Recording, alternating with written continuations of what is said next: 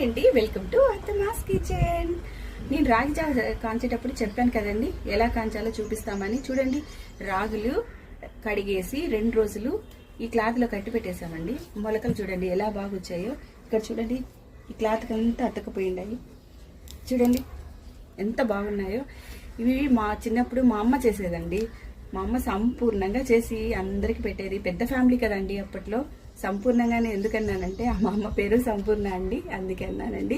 చాలా బాగుంటాయి. ఈ డైట్ ఫుడ్కి చాలా యూస్ అవుతుంది. రాగి జావకి, రొట్టికి కానీ సంగటికి కానీ చేసుకొని తినండి. చాలా హెల్త్కి మంచిది. ఓకేనండి, సబ్స్క్రైబ్ చేసుకోండి, లైక్ ఇవ్వండి, కామెంట్ ఇవ్వండి,